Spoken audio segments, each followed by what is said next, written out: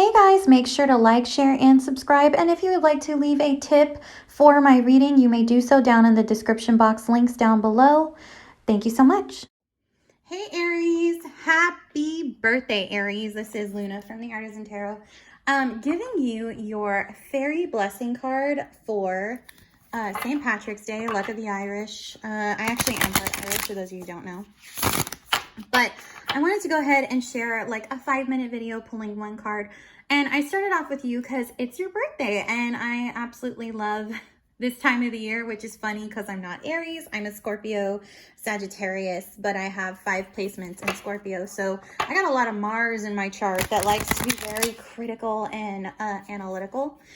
And it's so funny because usually Aries people and I always get along around this time of the year. And because it's their season and Mars rules us too. So we get a little bit of your activation. So let's go ahead and pull your fairy blessing for St. Patrick's Day. I have a feeling I'll be using these for a good while. It's not just for St. Patrick's Day because the Fae season goes from a little bit after February. I mean, the Fae are with us all year round, but their season is technically known to be not just spring, but spring through the harvest and fall. And then the solstice marks when they go into their little hovels. Oh, this is such a good card, actually. I have been... Of all signs, you get this card. I've actually been working with this card personally too. So I actually like to get to know decks and work with them one-on-one for several months. But this deck, I've been called to for like a year. And I'm a huge fan of Amy Brown's artwork. I love her artwork. I have been in love with her artwork since 2002, which is when Hot Topic picked her up. So that's what these cards are based on. Now the interpretations are based on Lucy Cavendish. Now you got the blessing of the Unseelie. And this is an interesting card. It is an interesting energy. I have not worked with this card yet, but it is in my repertoire. When I pulled a reading for myself a little while ago, I want to say several months ago when I first got the deck, this was one of the cards that came out that is something I need to work on, and it is a blessing of the Unseelie. Now, the blessing of the Unseelie doesn't necessarily mean you're working with the Unseelie Fae. For those of you who work with the Fae and you understand Fae factions, the Fae are, I love them. There's the Seelie, which is like positive, loving, you know, love and light energy, and the Unseelie are more rebellious. They're a bit trickstery, you know, you got to be a little bit careful with them, but this is a blessing from them. And I've actually the reason I haven't opened the doorway with this one yet is because you got to wait for the right time. But the thing about the Unseelie is they know that there's never really a never right time to be a rebel. There's a perfect storm for it, but there's never it's never going to always line up. Sometimes rebellion is something that you just have to do when conditions are not being met or they are unfair. And the interesting part, the interesting part about this card, Aries, is this talks about fiery nature, but fiery nature for showing yourself love and respect.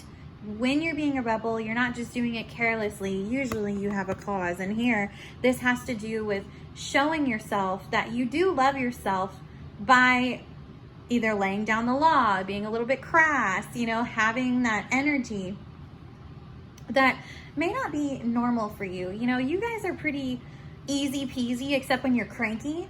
But that's most of the signs. But a cranky Aries is very much like this. And so I would tell you, I want you to find a way to channel a blessing from the Unseelie in a little bit of a different way. Now, Aries, a blessing from the Unseelie, it talks about how you were born to be free.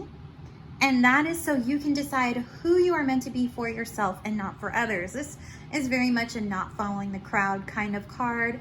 And it is kind of a quirky blessing to get because this is something where you have to learn to say no to things, where standing up for yourself is a big, big factor with the Unseelie because they're a bit dangerous, but they're known to be rebels. That's why it's like, you got to be careful with this energy because too much is dangerous, right? Just like fire, which is so funny because it's the sun returning into its solar year to your sign with Aries in there and Chiron, which is pretty volatile in of itself. So to have Mars in Aries with the sun in there, it's going to be kind of an interesting month, I would say.